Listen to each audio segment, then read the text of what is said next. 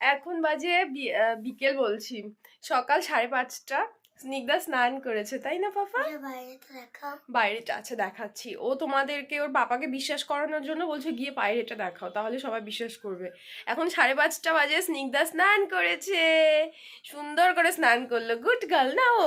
না বিশ্বাস হয় তাহলে বাথরুমটা গিয়ে দেখো। হ্যাঁ, যদি না বিশ্বাস হয় বাথরুমটা গিয়ে দেখো। না না, আন্টিগুলো তো ভালো, বিশ্বাস তো করবে। তো ওই 5টা কততে জানি ফোন করেছিল, একজনের ঘরে যাবে স্নিগ্ধা অঞ্জলি দিতে। আর আজকে তো বেশিক্ষণ সময় নেই। আজকে কি বার? আজকে হচ্ছে সোমবার।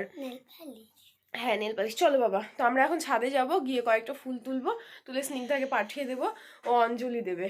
চলো, স্নান করে রেডি হয়ে গেছে স্নিগ্ধা এখন, আসতে চলো। আর এই যে এমনি বলেনি তো কি বাবা, এই যে আমাদের পুজো হচ্ছে হাউসিং এখানটাতে, আর বাইরের অবস্থা দেখো, জাস্ট পুরো কুয়াশা, কুয়াশায় ভর্তি।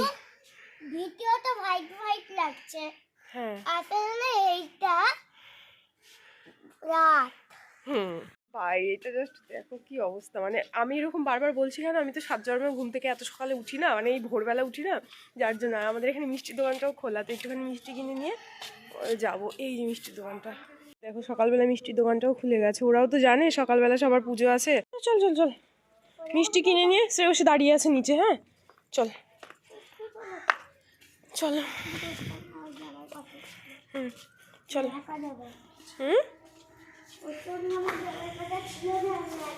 একটুখানি প্রসাদ কিনে নিয়ে স্নিগ্ধাকে এখন রেখে আসবো, যার ঘরেও অঞ্জলি দিতে যাবে। আর দেখো বাইরে থেকে আমাদের হাউসিংটা, তোমাদেরকে সেরকম কখনো দেখায়নি। আসলে বাইরে তো অত ভিডিও করা হয় না, তো কেউ নেই বাইরে, যদিও রাস্তায় 2-1 লোক ছিল, আর মিষ্টির দোকানটা তো খোলাই ছিল। তো বাইরেটা পুরো ফাঁকা। আর এত ভোরে না, আমি এই হাউসিংয়ে কত বছর হলো এসেছি, কোনো দিনও এত ভোরবেলা আমি উঠিনি। একমাত্র যখন বাড়িতে যাই, সে তো 6টা 6:30, তখন অনেক বেলা হয়ে যায়, অনেক লোকজন থাকে। তো আজকে দেখে আমি শুধু চারিদিকে তাকিয়েছিলাম যে বাপরে, মানে বেশ মজা লাগছিল দেখতে। তারপরে স্নিগ্ধাকে রেখে এসে আমি 1 কাপ চা করলাম, এখন একটুখানি চা খাবো।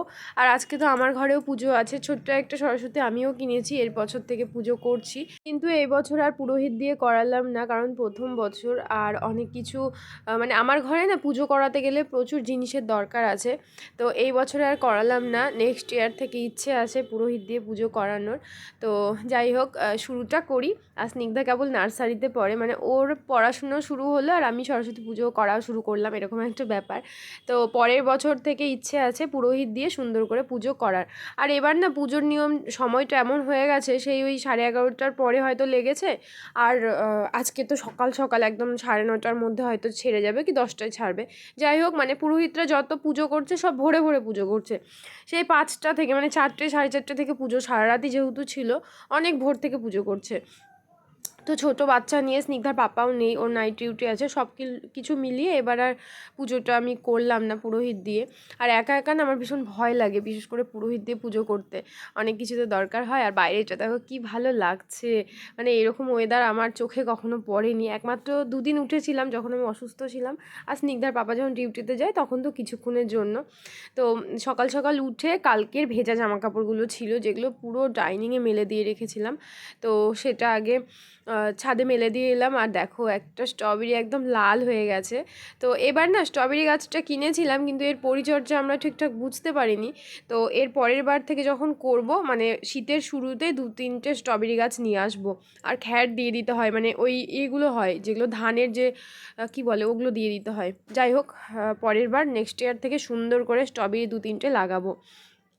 ওই স্নিগ্ধা তো চলে এসেছে, অঞ্জলি দিতে তো খুব একটা সময় লাগে না, ও অঞ্জলি দিয়ে চলে এসেছে। আর এসে আগে স্ট্রবেরিটা নিয়ে নিল, আমি বললাম রাখ, ভাইকে একটু দিবি, মানে গোপালকে একটু প্রসাদ দিয়ে তারপরে খাবি, কিন্তু ওর ততক্ষণ সহ্য হলো না, ও নিয়ে নিয়েছে, মানে ও খেতে শুরু করে দিয়েছে স্ট্রবেরি।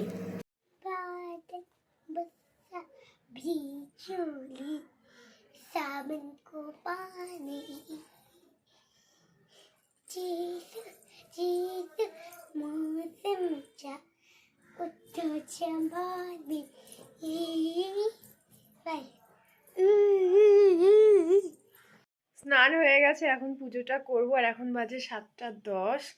আর কাজ কিন্তু তাড়াতাড়ি হয়ে যায় না, সকাল সকাল কাজ করলে ভালোই লাগে, কিন্তু এত সকালে কাজ করেও বা কী করবো। তো এখন পুজোর জন্য সব কিছুকে জোগাড় করি। আর এই দেখো সুন্দর করে পুজো করে নিয়েছি। আর এই হচ্ছে আমাদের বাড়ির সরস্বতী ঠাকুর। আপাতত এখানে রেখেছি, তারপরে স্নিগ্ধার বাবা বলেছে কোথাও একটা র্যাক বানিয়ে দেবে, সেখানে রাখবো। কারণ আমার সিংহাসনটা অনেক ছোট, তো সেখানে জায়গা নেই, মানে ঠাকুর রাখার জায়গা নেই।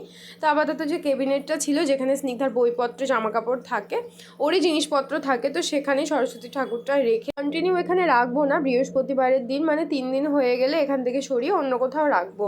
আর আজকে এত রোদ উঠেছিল, মানে সকালবেলা যে পরিমাণে কুয়াশা ছিল ঠিক সেই রকম পরিমাণে আজকে রোদ উঠেছে। তো ওই যে সকালবেলা জামাকাপড়গুলো মেলে দিয়ে গেলাম, এখন 10টার মতো বাজে, সব জামাকাপড় শুকিয়ে গেছে। আর আমাদের নিচে আজকে ওই দধিকর্মা যেটা হয় সরস্বতী পুজোর পরের দিন, তো সেটা হবে। তো আমি ভাবছি একটুখানি নিচে যাব। আজকে তো আমার রান্নাবান্না নেই, সব স্নিগ্ধার পাপাই বানাচ্ছে। মানে 2 দিন ধরে বেশ মজাই হচ্ছে, স্নিগ্ধার পাপা রান্না করছে আর আমি তো বাইরে বাইরে ঘুরে বেড়াচ্ছি। সব জামাকাপড়গুলো শুকিয়ে গেছে। তো এখন ওগুলো নিয়ে এসে রান্নাবান্না কমপ্লিট, এখন হচ্ছে খাওয়া দাওয়া হবে। আজকে করেছিল খিচুড়ি আর সঙ্গে বেগুন ভাজা। বেগুনটা আমি ভাজবো ভেবেছিলাম, তারপরে ওই যে একটুখানি নিচে গেলাম, এসে দেখছি স্নিগ্ধার পাপা বেগুনটা ভেজে ফেলেছে। তো এখন দুজন মিলে খেতে বসেছি। স্নিগ্ধাকে আগে খাইয়ে দিয়েছি, না ও খায়নি, ওকে আমি পরে খাওয়াবো, ওর জন্য রেখে দিয়েছিলাম। কারণ ও অলরেডি খেয়ে এসেছে।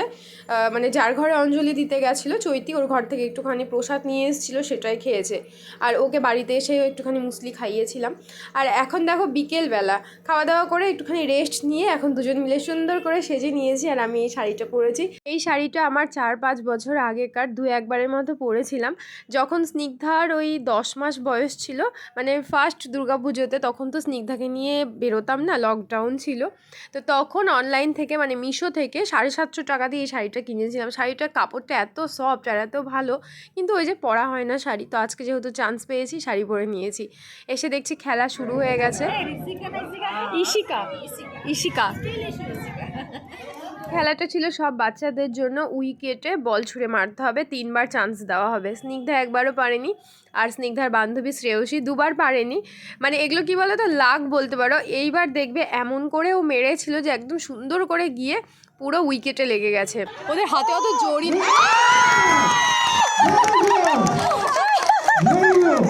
ও উইকেটে লাগিয়ে ও নিজেই চমকে গেছে। মানে এত সবাই চিৎকার করতে শুরু করেছে। ছেলেগুলো কিচ্ছু পারেনি, মানে ওরা এত বল ব্যাট খেলে কিন্তু ওরা কিছুই পারেনি। ফার্স্ট হয়েছিল একটা ছেলে, সেকেন্ড আর থার্ড দুটো মেয়ে হয়েছিল। তো এরপরে ওই যে বল পাসিং, যেটাতে আমি ছিলাম না, মানে প্রথমের দিকে ছিলাম না, শেষে যে এরা যখন খেলছিল 4 জন তখন আমি ছিলাম। তো পরে তো আমাকে আর নেবে না। এই টাইপের গ্রুপ খেলাতে দেখবে শেষের দিকে এসে বেশি মজা লাগে যখন সবাই আউট হয়ে যায়। আর এবার ছিল হচ্ছে 2 জন। তো এদের প্রচুর পরিমাণে এক্সারসাইজ হয়ে গেছে। আর এই এক্সারসাইজটা কিন্তু আমি মাঝে মাঝে করি যখন আমার প্রচণ্ড পরিমাণে কোমরে বা পিঠে ব্যথা হয়। তো আমরা সবাই বলাবলি করছিলাম। আর এই পার্ট ছিল হচ্ছে আমাদের শিল্পা রানীর। তো শিল্পা 14টা জ্বালাতে পেরেছিল। আসলে শিল্পার আগে ছিলাম আমি 13টা জ্বালিয়েছিলাম, তবুও আমরা কিচ্ছু হতে পারিনি। কারণ আমাদের এখানে প্রো থাকে সব। 17টা 16টা 13 15টা জ্বালিয়েছে, আর আমি জ্বালিয়েছিলাম 13টা মোমবাতি। আমার সঙ্গে অনেকে জ্বালিয়েছিল 13টা, তো আমরা কিচ্ছু হতে পারিনি। আর শিল্পা জ্বালিয়েছিল 14টা, শিল্পা নিজেও কিছু হতে পারেনি। তো চলো বাড়ি গিয়ে তারপরে তোমাদের সঙ্গে কথা হচ্ছে। এখন রাত্রি 10টা বাজে, আমরা এইমাত্র ঘরে এলাম। আর এত কুয়াশা পড়েছে মাথায়, এসে আগে তেল দিয়েছি, ভালো লাগছে না, মাথা ব্যথা করছে। আর এই তেল না দিলে না আরও মাথা ব্যথাটা বেড়ে যাবে, ঠান্ডা না লাগলেও মাথা ব্যথাটা বেড়ে যাবে। তো যার জন্য এসে আগে ভালো করে মাথায় তেল দিয়েছি। আর কালকে হচ্ছে আমাদের এখানে বিসর্জন আছে ঠাকুরের। আজকে আমি শঙ্খ বাজিয়েছিলাম 18 সেকেন্ডের মতো, তবু আমি ফার্স্ট হতে পারিনি। মানে আমাদের এখানে সব প্রো থাকে শঙ্খ বাজানোতে, এত বাজায়। আর মোমবাতি জ্বালিয়েছিলাম আমি 13টা, আর শিল্পা জ্বালিয়েছিল 14টা, তবুও আমরা কিছু হতে পারিনি। ফার্স্ট সেকেন্ড থার্ড, যে ফার্স্ট হয়েছিল সে 17টা জ্বালিয়েছিল, যে সেকেন্ড সে 16টা, যে থার্ড সে 15টা। তো আমরা তো 14টা 13টা কোনো ব্যাপারই নেই। আর 13টা তো বোধহয় 4-5 জন জ্বালিয়েছে মোমবাতি।